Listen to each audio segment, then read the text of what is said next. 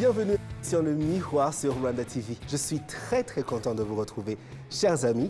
Comme vous le savez, le Miroir, c'est votre rendez-vous, rendez-vous hebdomadaire avec l'inspiration, le divertissement, la joie, la bonne humeur. Aujourd'hui, une invitée qui est déjà rayonnante par son sourire et aussi par son travail littéraire. Absolument. On va parler avec une écrivaine, une auteure et encore plus. Et là, du travail pour les enfants. Oui, 2 livres magnifiques pour enfants qu'on va découvrir dans l'épisode d'aujourd'hui avec notre invitée Michaela Mutoni Dorvlo. On revient juste après cette petite pause pour la découvrir encore plus. Et c'est parti avec l'Actu People de cette semaine. Commençons avec ces 2 séries télévisées américaines qui sont à la une et qu'on vous recommande. Fight Night. Fight Night, c'est le nouveau projet de Kevin Hart et Will Packer. Ce sont les principaux producteurs de cette série qui est sur Peacock, qui y a fait l'histoire de cette plateforme parce que c'est devenu la série la plus regardée sur cette plateforme américaine populaire là-bas, Peacock. Et c'est une très belle série. Fight Night, A $1 Million Heist, c'est le titre complet de cette série. Et puis, elle se passe dans les années 70 autour d'une histoire vraie qui s'est passée en Atlanta, en Géorgie, c'est au sud des États-Unis, dans les années 70. Donc, c'était après un des fameux combats de Mohamed Ali. Il y avait une after party qui était organisée et puis il y était invité des mafieux, des gens dangereux de la mafia noire américaine, mais un groupe de jeunes voleurs locaux qui voulaient juste se faire un peu d'argent ont décidé d'aller cambrioler cette after party et donc vous imaginez que c'est devenu une histoire intéressante. En tout cas, il faut absolument aller voir, les 4 premiers épisodes sont disponibles et ils sont entraînants. Tu te perds dans cette histoire-là. Et la liste des acteurs qu'on retrouve au casting, attention, Samuel L. Jackson, Taraji P. Henson, Don Cheadle, Terrence Howard, Chloe Bailey et Kevin Hart. Vous imaginez, c'est du gros, c'est du gros. L'autre série qu'on va vous proposer, c'est How to Die Alone. Elle est sur la plateforme Hulu. Elle vient juste de sortir cette semaine. 3 épisodes sont disponibles. Et c'est une très belle série avec Natasha Rothwell, qui est aussi la créatrice de cette série et qui joue le rôle principal. Et elle est magnifique. On l'avait adorée dans Insecure. Cette fois-ci, on la voit tout le temps. Et puis, elle ne déçoit pas, ça c'est sûr. Une très belle histoire aussi, assez reposante. Moi j'aime bien appeler ça des séries reposantes. Tu les regardes avant d'aller dormir et tu t'endors comme un bébé.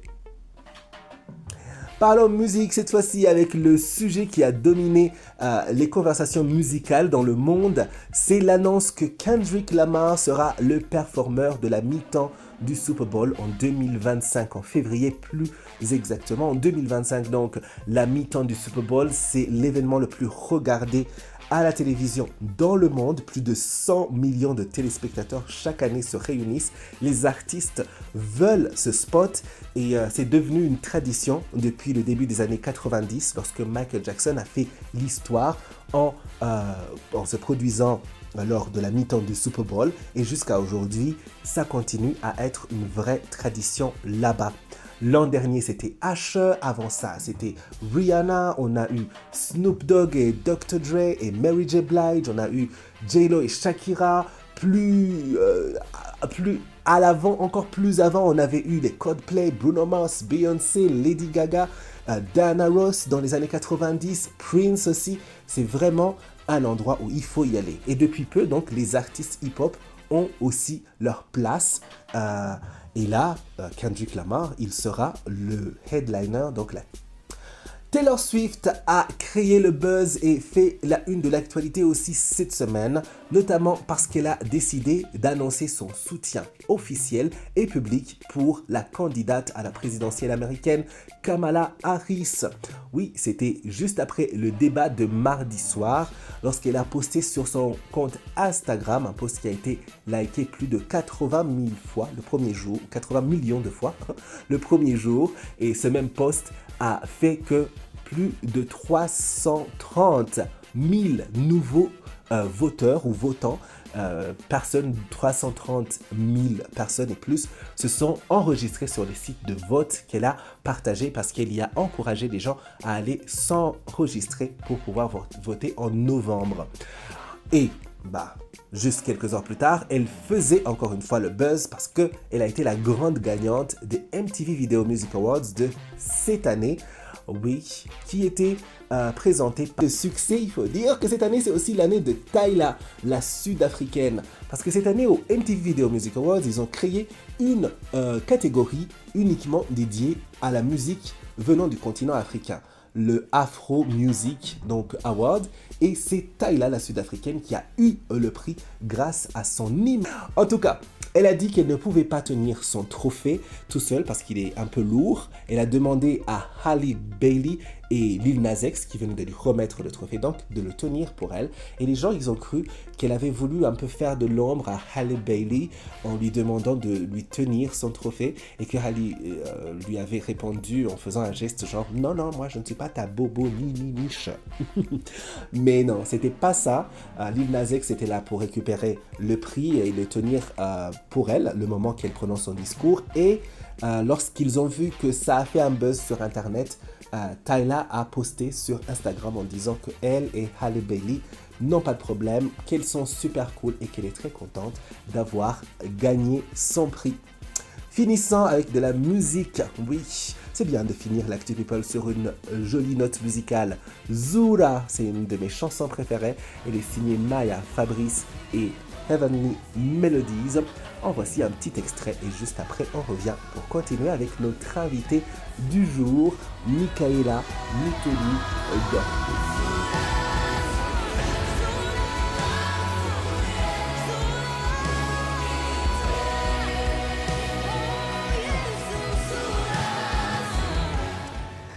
Comme promis, c'est l'émission de Miroir et notre invité c'est Michaela Mutoni-Dorflo. On vous en dit plus avant de l'accueillir sur notre plateau. Qui est-elle? C'est une jeune auteure à absolument suivre de près. Une enfant de la troisième culture, originaire du Rwanda, qui a vécu dans 7 pays différents à travers l'Afrique, l'Europe et l'Amérique du Nord. Son éducation diversifiée lui a donné une compréhension unique des différentes cultures. Maintenant installée au Canada et élevant un enfant multiculturel, Michaela est passionnée par le partage de la beauté, de la diversité. Elle a créé The Wondrous Journey of Isaro and Juru pour inspirer les enfants à embrasser leur propre patrimoine et à découvrir d'autres cultures également, pour inspirer les enfants à embrasser leur propre patrimoine donc, et d'autres cultures. C'est notre invité aujourd'hui et il nous rejoint tout de suite sur notre plateau. Merci beaucoup, David. Comment ça va? Ça va très bien, et toi? Oui, très très bien. Tu as un sourire contagieux. Merci. Et c'est pour ça que moi aussi je suis contaminée, je me sens juste heureux et tout ça. Ouais, je suis contente d'être là, donc oui. Merci beaucoup. Est-ce que naturellement, c'est toi, c'est cette transmission d'une forme de joie, des ondes positives autour de toi, ça a toujours été comme ça? Oui, oui, oui, je pense que j'ai toujours été une personne très contente, très joyeuse. Ouais, j'aime bien changer l'atmosphère d'où je suis et influencer les gens. Donc, ouais, ça, c'est moi. Quelle meilleure façon de transmettre et d'influencer positivement que commencer par les enfants. Et c'est exactement ce que tu fais à travers ces livres. Ouais. Oui, j'aimerais bien montrer à ceux qui nous suivent. C'est ça le livre. Si vous le voyez quelque part, il faut l'attraper et aller le dévorer comme moi. Je vais commencer ce soir même. Oui, ça c'est un des livres. Ouais. Alors le premier, déjà, je vais vous laisser nous expliquer, mais juste pour savoir, c'est que voilà, c'est 2 frères et sœurs qui sont un peu les stars de ces livres. Ouais. On vous en parle tout de suite. Ouais. Parle-nous de Wondrous Journey of Isaro et Juru. Ouais, donc en fait, c'est ça. C'est deux frères et sœurs, Isaro et Juru. Oui. Ils sont moitié rwandais, moitié ghanéens. Donc je voulais déjà des enfants qui sont un peu mixtes Oui. pour parler justement de cet aspect de culture et d'apprendre différentes cultures dépendamment de là où nous sommes, de là où nous vivons. Et en fait, ils voyagent à travers le monde, à travers l'Afrique, pour découvrir leur patrimoine, comme tu expliquais. Donc, le premier livre, c'est Antizuba's Magical Wedding, donc le mariage magique de Tantine Zuba. Ils viennent au Rwanda pour un Gusaba. Et puis, le deuxième livre, c'est Isaro and Juru's Big Trip to Accra. Donc, ils vont à Accra, au Ghana, pour un peu découvrir la culture ghanéenne aussi. Absolument. Rien que par le synopsis, un peu la présentation, ça donne envie de découvrir et de retourner à l'enfance pour pouvoir lire quelque chose comme ça. Oui, d'où est venue l'idée de faire ces livres? Ouais, donc en fait, c'est une idée qui date d'à peu près 2-3 ans. D'abord, ça a commencé quand j'étais en train de regarder sur Netflix genre un film chinois. Et je me suis dit, genre, on regarde tellement de films chinois, indiens, etc. On apprend un petit peu leur culture. J'aimerais bien voir une histoire rwandaise comme ça, tu vois. Donc ça m'est resté derrière la tête. Après, il y a 2 ans et demi, j'ai eu un enfant, un petit garçon qui s'appelle Imena. Et puis là, j'ai vraiment eu une grande période de réflexion. Genre, en habitant au Canada, comment est-ce que j'allais lui apprendre la culture rwandaise? Ça a commencé quand je cherchais son nom, je cherchais les noms rwandais sur Internet, parce que je voulais qu'il ait un nom rwandais, il a aussi un nom ghanéen. Et puis j'ai réalisé qu'il n'y avait pas beaucoup d'informations qui étaient accessibles. C'était soit va parler à ton oncle et à tes tantes, la famille, quoi, tu vois, mais si tu n'as pas de famille autour de toi, qu'est-ce que tu fais? Ou bien soit c'était dans des textes de chercheurs, donc des textes de 100 pages, PDF files. Et qui va avoir le temps d'aller lire 100 pages? Voilà, ma mère, elle essaie, hein, elle les envoie sur WhatsApp tout le temps. Voici l'histoire du Rwanda, voici la culture rwandaise. Elle essaie. Ajoutez-moi à ce groupe. Mais après, tu te dis, est-ce que je vais vraiment avoir le temps de m'asseoir et de lire 100 pages avec la vie qu'on mène tous les jours à travailler, etc. Et donc, c'est de là que l'idée des livres est venue. Je me suis dit, OK, et si j'ai quelque chose de petit qui prend quelques minutes, mais vraiment le but, c'est de commencer une conversation. Et donc, en regardant au début, disons si c'est un enfant de 2-3 ans, ils vont regarder les images, ça va être une petite histoire. Mais plus ils grandissent, ils vont avoir 8 ans, 10 ans, là, on peut vraiment commencer à avoir une vraie conversation et expliquer, OK, voici comment un Gusaba se passe, voici les différentes étapes. On parlait de ça tantôt, la Gufatirembo, Gusaba, Gutwikurura, etc. Mais au moins commencer à avoir un outil qui peut aider à commencer la conversation. Absolument. Parce que justement, juste avant qu'on commence l'interview, je te disais comment j'étais intéressé par cette histoire-là. Et on discutait du fait que parfois on prend pour acquis, parce que pour nous, on voit tous les jours toute cette belle culture, cette riche culture qu'on a, mais on la voit tous les jours. On va à Gusaba, dès qu'on est enfant, on voit comment on s'habille, comment on se tient. Mais pour les personnes qui, comme toi, ont grandi loin du Rwanda, ça peut sembler... c'est nouveau, c'est pas quelque chose de juste acquis. Hein. Oui, et puis aussi ce qui est intéressant avec la culture rwandaise, c'est qu'il y a beaucoup de nuances. Mais on ne parle pas beaucoup, ok? C'est pas très explicite, on ne va pas te dire, Michaela, voici les 10 étapes, 1, 2, 3, 4, 5, 6, ce que tu dois faire. Oui. C'est comme tu dis, on prend pour acquis que tu le sais déjà, ou bien que tu l'as appris déjà. Right? Alors que même si toi, peut-être que tu te réalises que tu comprends genre de A à D, mais il y a toutes les étapes après pour arriver à Z que tu ne comprenais pas avant, right? Et donc, c'est genre comment est-ce qu'on peut, comme je disais, commencer à apprendre un petit peu et à enseigner aussi à nos enfants. Et c'est intéressant parce que j'ai même eu des gens qui étaient intéressés, qui habitent ici, qui habitent au Rwanda, qui disent « Ah, mais c'est quand même une belle histoire. Je vais quand même l'utiliser pour en parler justement avec mes enfants. » Absolument. Et c'est une façon très facile, au fait, de permettre aux enfants d'apprendre. Parce que c'est vrai qu'on apprend en regardant, en vivant ça. Mais c'est encore plus si on va vivre et voir ça, ayant déjà une idée de ce que c'est. C'est ça. Et la meilleure façon, si tu es un enfant, tu as 6 ans, que tu commences à lire déjà ça, tu pars déjà bien outillé, même si tu vis au Rwanda. Ouais, c'est ça. Et on ne parle même pas si tu es à l'être plus loin du Rwanda. primordial. Oui, exactement. Donc, écoutez, c'est un livre à absolument avoir. Ouais. C'est un livre à absolument avoir. L'écriture, est-ce que c'est quelque chose que tu faisais déjà avant ces livres ou c'est ça le début? Non, c'est vraiment le début.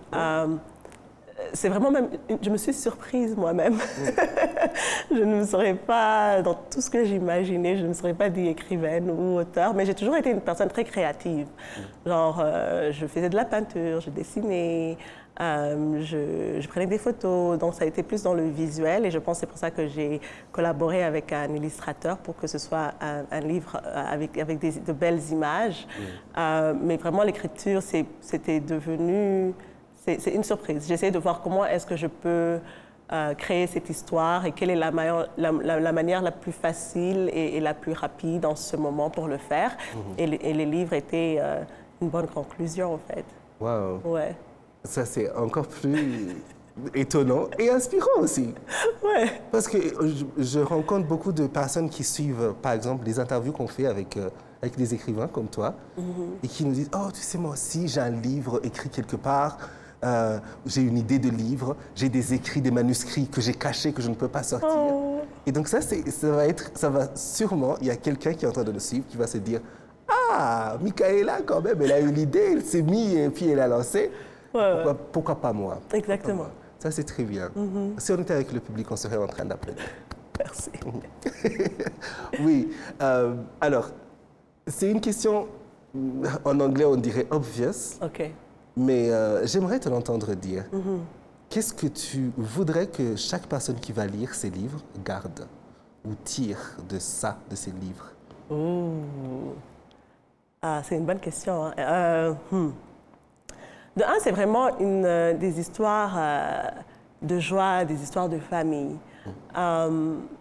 Et pour moi, je pense que l'un des aspects, au fait, pourquoi j'ai fait 2 frères et sœurs, pourquoi j'ai créé une famille, c'est vraiment parce que la famille, c'est le corps, c'est le centre de ce qu'on est, tu vois. Donc, c'est l'idée de... On va profiter de cette histoire ensemble en famille, on va apprendre ensemble en famille. Mais aussi, donc ça c'est le premier truc, mais le deuxième que j'aimerais qu'ils retiennent, c'est on va explorer. Donc c'est pour ça que le premier livre est écrit au Rwanda, le deuxième livre est écrit au Ghana, mais l'idée que on peut avoir des petits-enfants qui vont explorer le monde, qui vont aller au Sénégal, en Afrique du Sud, dans d'autres pays. Et donc c'est vraiment ça, la famille et l'aventure. C'est ça les deux thèmes du livre. Ouais. D'accord, très bien. C'est l'émission Le Miroir. Aujourd'hui, nous sommes avec Michaela Muthoni d'Orvlo. Il ne faut pas que je le dise mal. Il ne faut pas. Oui. Et ces nouveaux livres, ces 2, Wondrous Journey of Isaro et Juru. Je suis en train de massacrer Isaro aussi. Chose que j'ai dit, Isaro, j'ai dit tout. Et c'est des livres qui sont déjà disponibles. Je vois Imaginary, qui est une maison d'édition qu'on adore sur l'émission Le Miroir. Est-ce que le livre est déjà disponible ici à Kigali? Oui, donc j'ai collaboré avec... Pour moi, c'était important de collaborer avec une maison rwandaise. C'est pour ça que j'ai collaboré avec Imaginary. Et les livres sont disponibles à Imaginary, justement. Vous pouvez aller les prendre là-bas. Et ils font des livraisons à domicile aussi pour ceux qui sont à Kigali. Oui. OK, très bien. Et qu'est-ce que ça représente pour toi? Parce que tu vis au Canada. Oui. Multiculturel, comme on l'a dit. Oui. tu as vécu au Rwanda juste 7 ans. On va y revenir peut-être juste après. Et puis après, tu es parti, tu as fait ta vie là-bas. Mais il y a cette connexion avec le Rwanda qu'on retrouve ici, dans ce livre. Mais aussi dans le choix d'une maison d'édition rwandaise. Pourquoi, justement, avoir choisi de travailler avec une maison d'édition rwandaise? Ouais, comme je disais, c'est intéressant parce que je pense que lorsqu'on vit à l'extérieur, il y a toujours cette question de comment est-ce que je peux collaborer, comment est-ce que je peux participer à ce qui se passe, comment est-ce que... Oui, c'est ça, participer dans cette économie, participer dans ce mouvement, dans tout ce qui se passe. Mais je voulais aussi des personnes qui pourraient qui pourraient comprendre les images, qui pourraient comprendre le cœur de l'histoire, qui pourraient la traduire correctement, right? Et j'aime vraiment la maison Imaginary parce que c'est une maison de jeunes, de jeunes femmes, de jeunes illustrateurs, etc. Ils font du très bon travail avec les enfants, avec les livres d'enfants.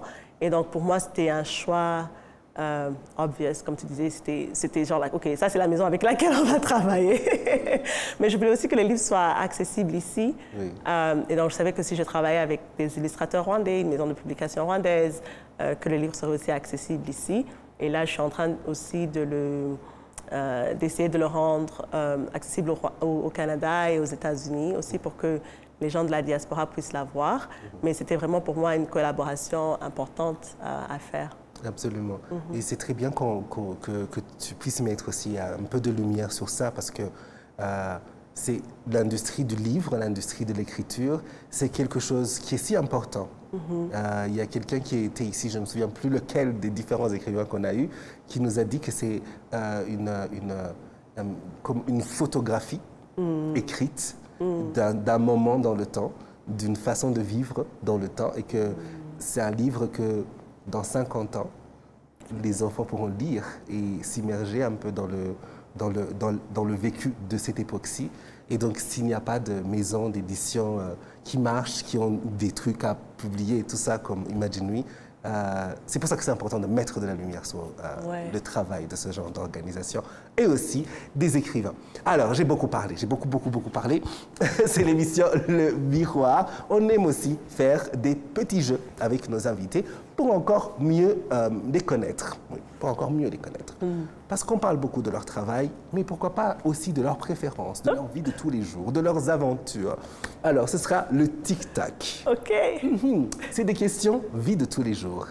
Quelle est ton activité favorite lorsque tu n'as pas à travailler? Dormir. Dormir. Oh my God. J'ai un enfant de 2 ans et demi, OK? Oui. On ne dort pas beaucoup avec un enfant de 2 ans et demi. Il faut le redire et le redire et le redire. Les parents de jeunes enfants, on a besoin de dormir.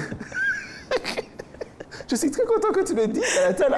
Est-ce que je le dis? Est-ce que je le dis pas? Non, dormir. Il faut le dire. Parce que parfois, j'ai des amis, je leur dis, non, mais je serai en train de dormir samedi. Ils disent, comment ça? Mais ils ne comprennent pas que parfois, on a juste besoin de... On veut juste dormir. Oui. Est-ce que tu as un plat qui est ta spécialité à cuisiner? Les crêpes. Les crêpes? Ouh. OK. Bon, là, je vais devoir venir au Canada rien que pour manger ces crêpes-là. Je suis un grand fan de crêpes, je pense que tout le monde sait. C'est la première chose que j'ai appris à cuisiner. Ouais. Et attention, c'était quand? L'année passée. No way. C'est la toute première fois que j'ai cuisiné quelque chose. Pour venir au Canada, tu vas devenir chef cuisinier très vite. Oui. Est-ce que tu as un endroit favori au Rwanda ou à Kigali? Genre pour relaxer ou juste un endroit favori? Oui, un endroit favori où tu te dis, à cet endroit, si je pouvais y être le plus de fois possible. Okay, moi, par exemple, c'est Gisenyi, pour te donner un exemple. J'allais dire Muhazi. Il y a une maison, Umva Muhazi, j'aime vraiment le concept communautaire. Et puis c'est très calme. On y est déjà allé quelques fois, j'aime bien. Ouais. Oh, d'accord, au bord de l'eau, donc. Exactement. OK, très bien. Est-ce que tu as un artiste rwandais préféré? Bruce Melody. Bruce Melody, c'est notre pop star. C'est le premier artiste qui m'est venu en tête. Ouais. Un artiste international préféré? Alicia Keys. Alicia Keys. Ouais. Est-ce que tu es plus Instagram, TikTok ou YouTube? Instagram. Ouais. Direct, oui. Et une dernière question. Est-ce que tu as un souvenir d'enfance favori que tu pourrais nous partager? Oui. Je dirais, donc, durant ces 7 ans qu'on a vécu au Rwanda, entre 1995 et 2002, on habitait à Kicukiro et puis il y avait mes cousins qui habitaient juste 5 minutes de chez nous. Oui. Et donc, ils venaient beaucoup chez nous et on jouait beaucoup ensemble lorsqu'on était tout petits.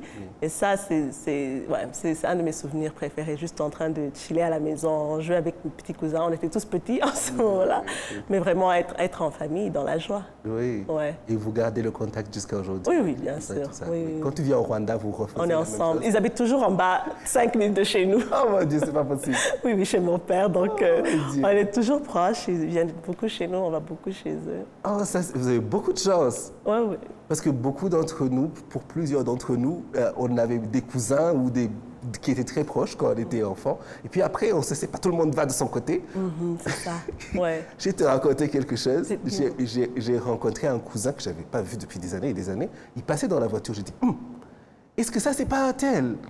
Et puis la personne avec qui je dit, oui, tu connais. J'ai dit, oui, avant, c'était mon cousin. Oh. Il y a beaucoup. Il dit, mais comment ça? C'est cousin pour la vie. Oui, c'est ça. Mais c'est juste parce que si tu ne l'as pas vu depuis 20 ans, parfois, donc tu as beaucoup de chance pour ça. Merci beaucoup de nous avoir partagé tout ça. Merci beaucoup. On aime bien finir avec un message ou une réflexion que tu ferais à la Michaela plus jeune. Aujourd'hui, avec l'expérience, tu as écrit ce livre, il est sorti, tu vis ta vie, tout ça.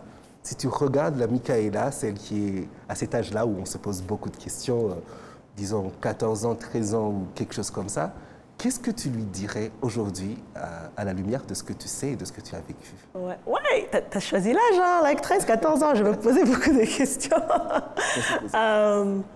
Je lui dirais la même chose que je dirais aux personnes que tu disais qui avaient genre des livres, des manuscrits à la maison.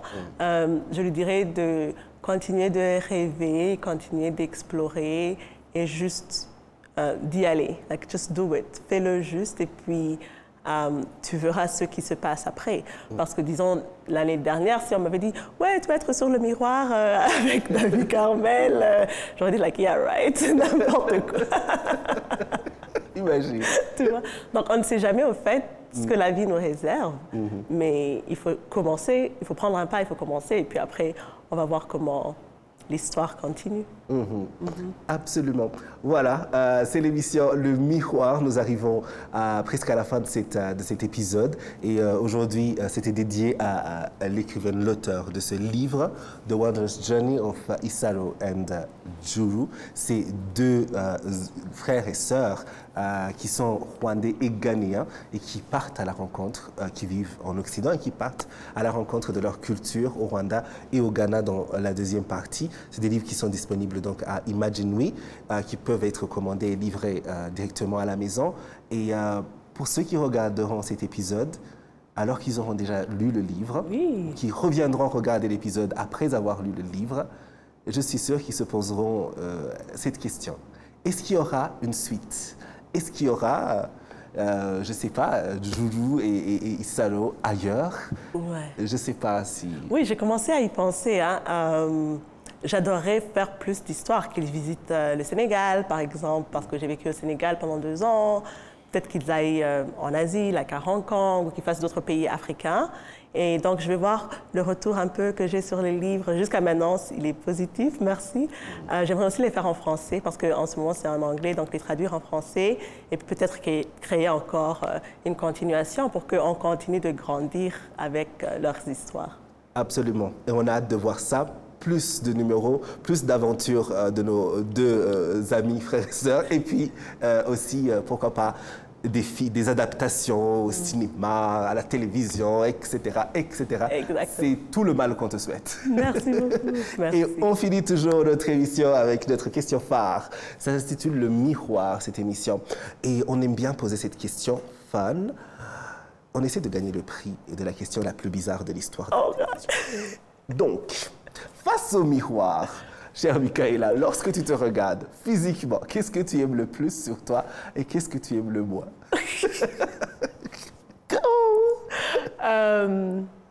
J'aime mon sourire et mes yeux. Et ce que j'aime le moins, mon ventre. Le ventre? Oh mon Dieu. Such is life. Merci beaucoup pour l'honnêteté. Merci beaucoup pour le travail que tu as fait avec ce livre. pour la joie, pour la bonne humeur, pour le sourire. Ouais. Reviens avec plus de numéros ou juste pour nous dire bonjour. Les portes sont toujours ouvertes. Merci beaucoup. Oui, donc aujourd'hui, dans cette émission, nous étions en train de découvrir Michaela Moutoni Dorvlo.